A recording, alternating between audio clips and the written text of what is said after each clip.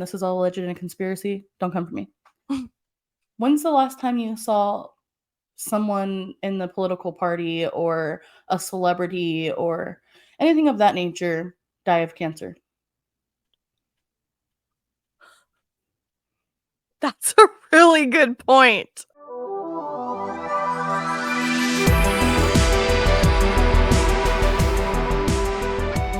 Welcome back. We're your host, Savannah. And Kaylin. So, Kaylin, what you got for us today? So, today I'm going to be talking about the conspiracy theory that is known as Big Pharma.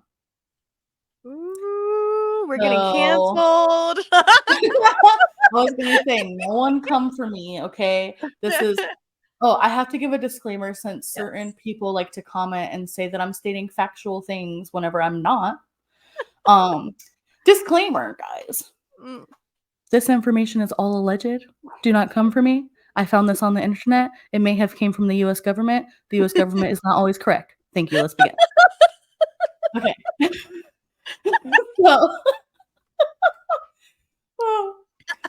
Big pharma conspiracy theories are conspiracy theories which claim that the pharmaceutical companies, especially large corporations, act in a sinister and secretive way, such as concealing effective treatments or even intentionally causing and worsening a wide range of disease in pursuit of profitability. For every dollar spent on basic research, they spend 19 in advertisement.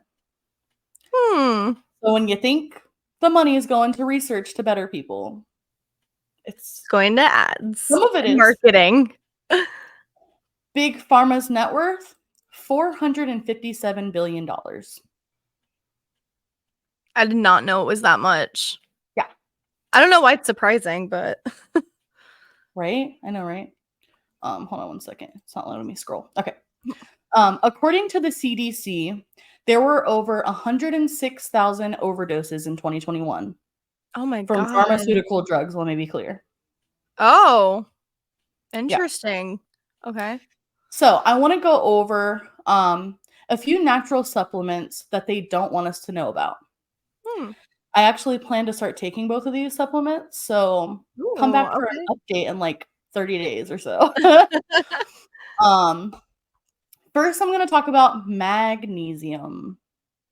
Okay. So, in 1957, a researcher in Japan, Kobayashi, I think I'm pronouncing that right, noticed a relationship between soft water and heart disease. He noticed that the areas that drank mineral-rich hard water had a much lower incidence of heart disease, and studies like this have been repeated over and over.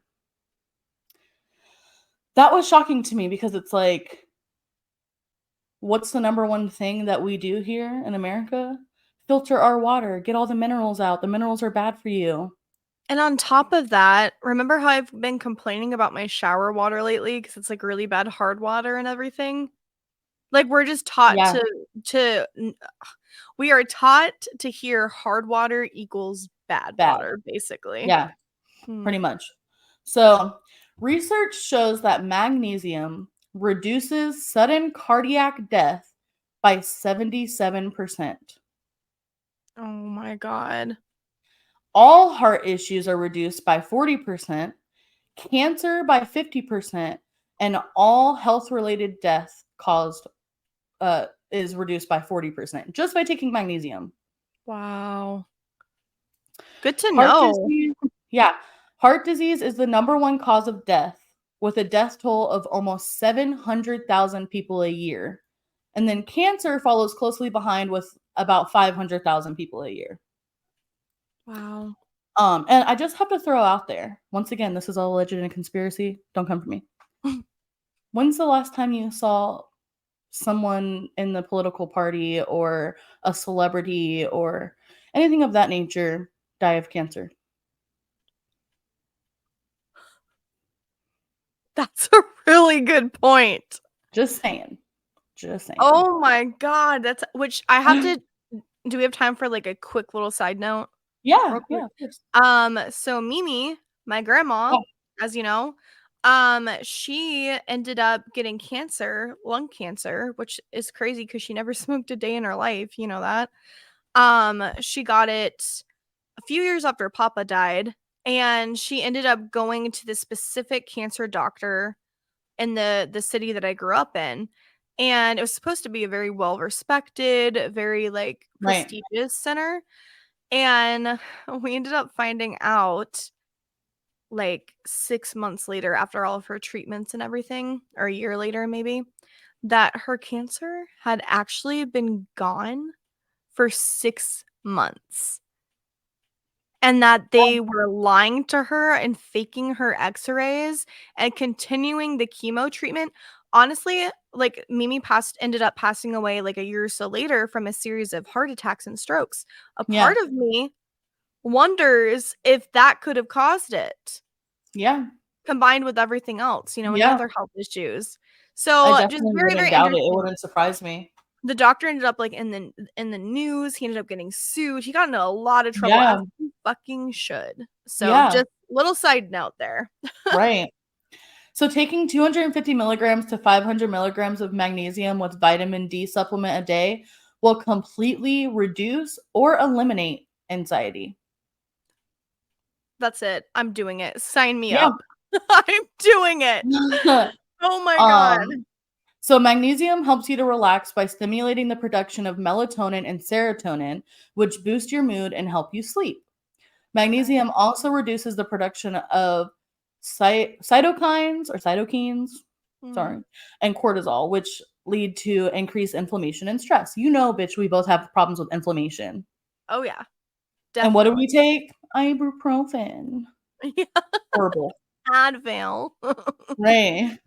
So, magnesium cannot be turned into a prescription drug because it's naturally found in our water and our food, aka Big Pharma can't make money off of it. Oh shit. It's all coming together now. Yeah. So with that being said, let me go over here to this image that I have, which I'll add it in here when I edit. But I'm about to read all of the health conditions associated with a magnesium deficiency. Oh god. You ready Okay, for I this? probably have all these. Okay. Aging and longevity, anxiety, asthma, atopic dermatitis, cancer, cardiovascular disease, atrial fibrillation, cardiac arrhythmias, congestive heart failure, mitral valve prolapse, sudden cardiac death, cataracts and glaucoma, chronic kidney disease and dialysis, depression, diabetes and diabetes complications, high cholesterol and triglycerides, hot flashes due to breast cancer therapy, hypertensions, kidney stones, metabolic syndrome, migraine headaches, muscle cramps, neurological conditions, ADHD, dementia, multiple sclerosis, Parkinson's disease, schizophrenia, physical performance, poor sleep, premenstrual syndrome, prenatal and newborn outcomes, low birth weight, preeclampsia, eclampsia, preterm birth, small for gestational age, restless leg syndrome, rickets and osteoporosis, and smoking cessation. So literally fucking every health Everything. condition out there could be solved probably with magnesium. And they're keeping it from us. I'm pissed, bro. I have like Yeah. probably 10 of those conditions. No, not that many, but Yeah. I have a good Seriously though. that's So crazy. I'm gonna start taking that shit. Me too, Okay. girl. We're gonna Listen. Oh. Oh, hang on. Ooh. Hold on. Is Maybe my phone fucking died. Oh my god, I I hope swear I not. charged it. Okay, it's almost on. I Okay. see the apple. You see the apple. I'm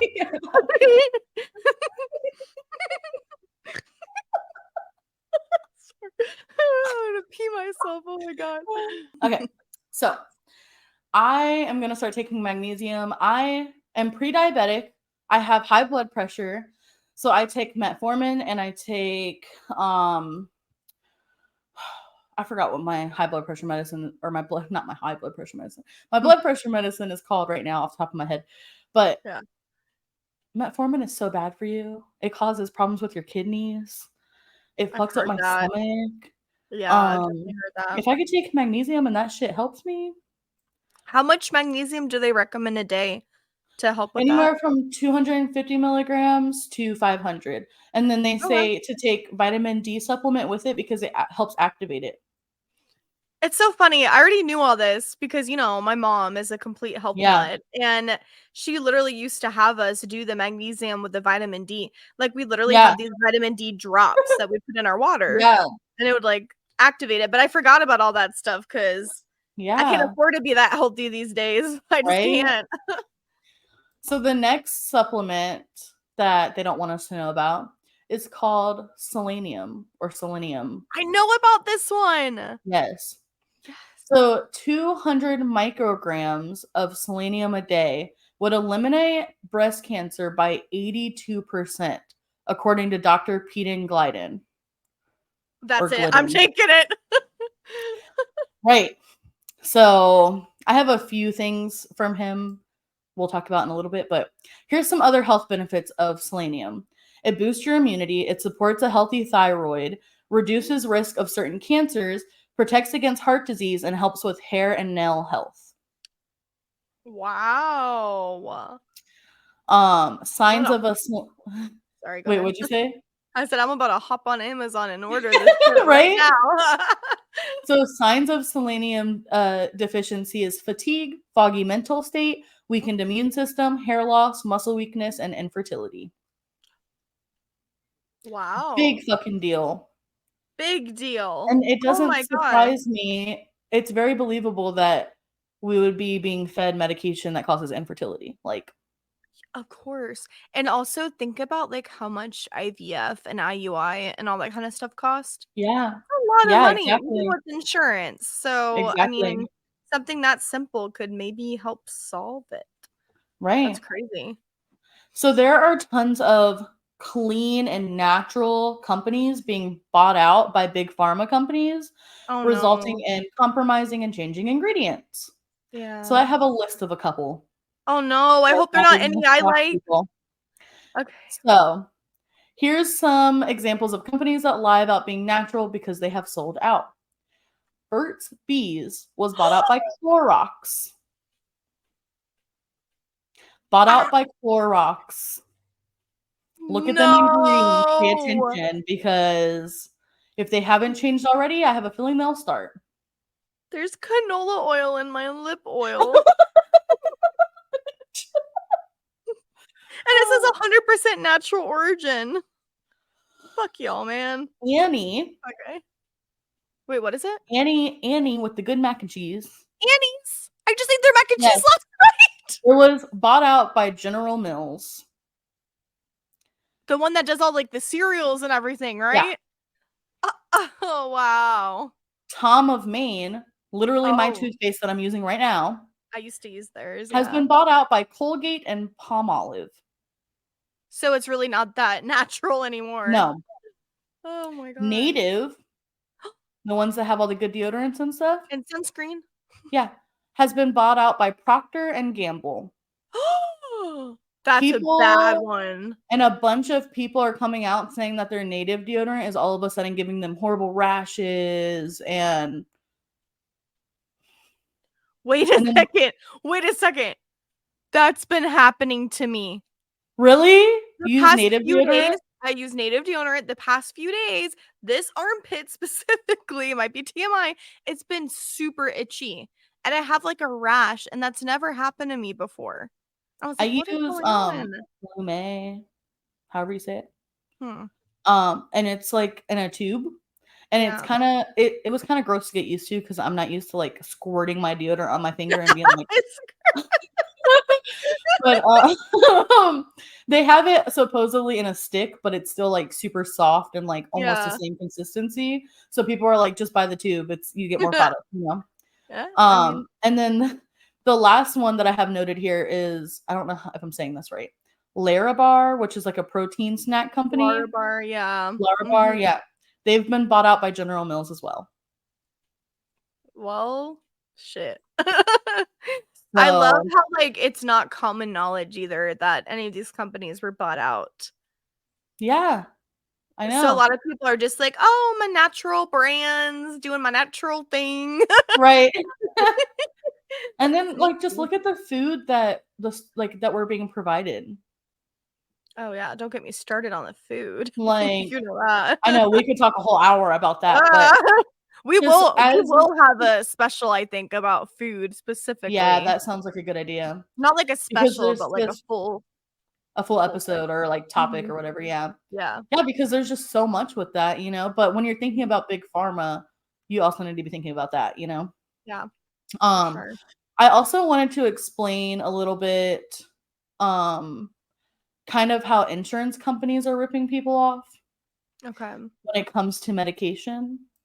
Mm. So let's say you go to like a pharmacist or like Walgreens or wherever you go. Yeah. Um, if you buy it over the counter with no insurance, like let's say I'm not going to give an example of a name because someone's going to come for me and be like, that doesn't actually cost that much, but just X medication, okay?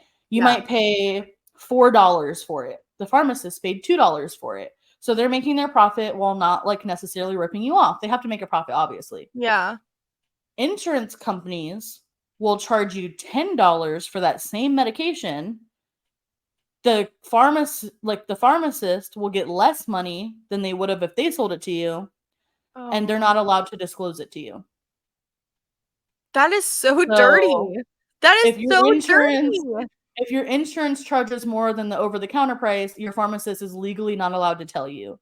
So Wow. my suggestion is if it's something bought over the counter, ring that shit up, see how much it costs, and then see how much it costs with your insurance. Because they can't tell you not like they can't say, oh, we can't price check that for you. You know what I mean? Like if you Yeah. ask. Right.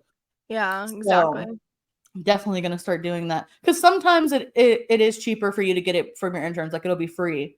Even though the pharmacist still gets like ripped off from it, you know? Yeah. Sorry, one more Um, work message. I'm you're sorry. good. I'm kind of like on call today, so I feel like the sweet tea is going straight to my kidneys. just take some magnesium. You gotta leave that in. You gotta leave that in. Well, Okay, I'm ready now. okay. So, according to Dr. Pamela Popper, the media is controlled by drug companies and food companies and people who have a lot of money to spend to control the message spread, Mm, which I can agree with, not gonna lie. yeah. She stated, and I didn't know how I felt about this at first. She stated depression is not a biological condition. Mm, Now, listen to this. She said that there is not a single study that has ever shown that there is any such thing as a chemical imbalance in the brain that causes depression, and that it was a theory invented by the drug companies. Is this for real? Like, Yeah, she stated that all like depression is real, well, yeah, but of it's course. situational, Oh and my that it's god. not actually caused by a chemical imbalance in your brain. Oh my. But What think about like, about the fact that it's, like, the number 1 diagnosed thing. Well, okay, I don't know if it's the number 1. yeah. Once again, don't come for me. But, got me What fucking about watching myself out here. what about like anxiety though? I Is mean, that, I wonder if that's I'm a not sure. brain I mean, I brain would like think too? so. But Um, if serotonin, like let's say, because they say sometimes like an anxiety disorder, because I was diagnosed with it, is yeah, caused by like a lack of serotonin. So yeah, wouldn't something like magnesium help that yeah, serotonin? Like, yes. okay. All That's one right. of the things magnesium does is it helps produce, um, melatonin and Mm. serotonin. Well, there you go.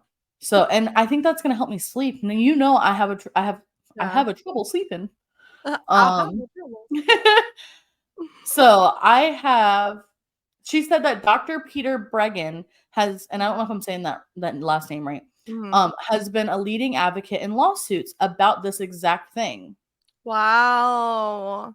So I'm gonna read some transcripts from Dr. Peter Bregan's interview about Ritalin and kids that he Oh, did in 2000. Okay. okay. And this was very interesting to me because I'm a firm believer in ADHD, ADD, but Yeah. I also do believe that kids are so commonly misdiagnosed. with that. Totally. So this isn't the whole transcript, but these are pieces.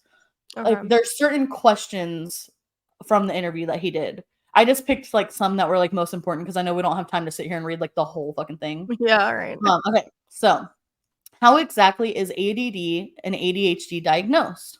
The diagnostic manual created by the American Psychiatric Association is the basis for the diagnosis. It divides ADHD into three different aspects. One is hyperactivity, another is impulsivity. Impulsivity. Yeah, thank you. And third is inattention. If Mm. you actually look at the criteria under these categories, it's a list of behaviors that annoy teachers or disrupts classrooms. For example, under hyperactivity, the first criteria is often fidgets with hands or feet or squirms in seat.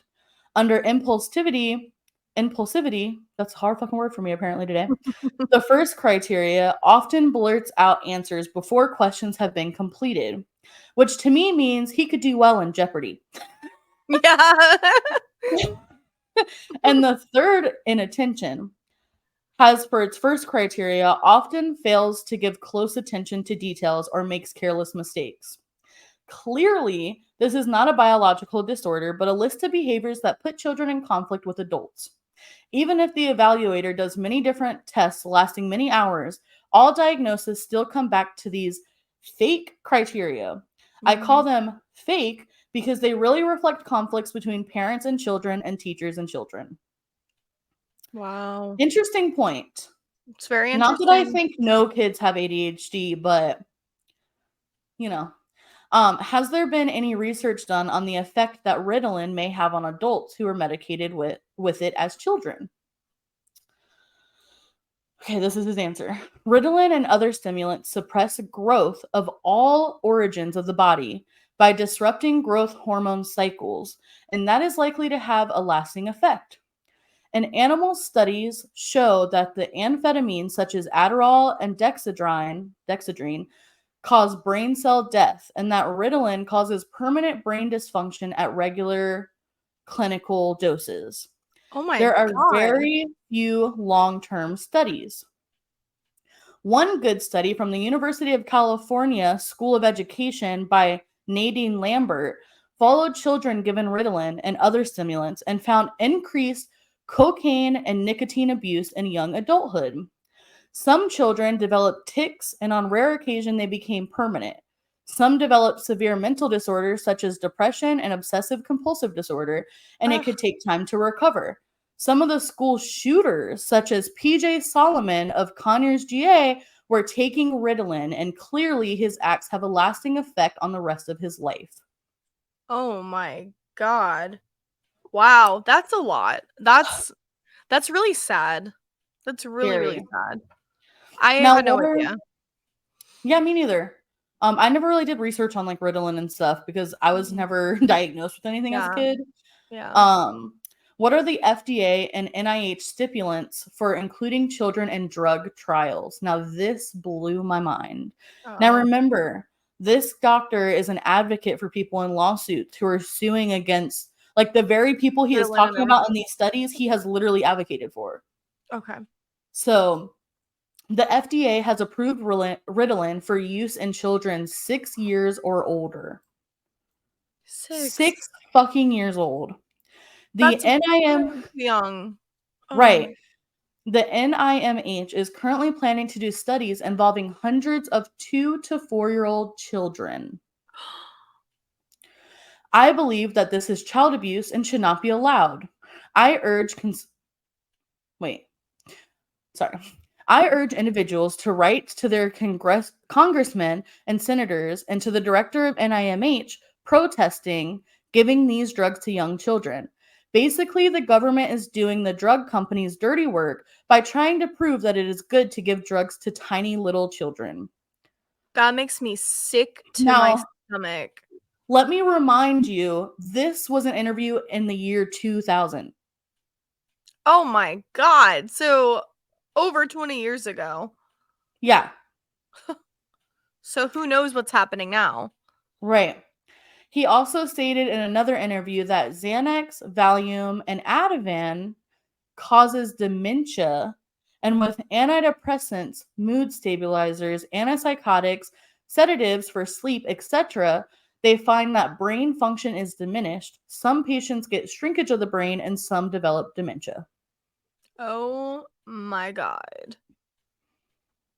I mean, no, you have some psychiatrist out there handing out Xanax like it's candy.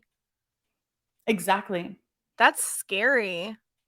And And people say, it well, you I know talked to my doctor and my doctor said this is good for me. Your doctor gets his salary based off these yeah, fucking big pharmaceutical reps. yeah.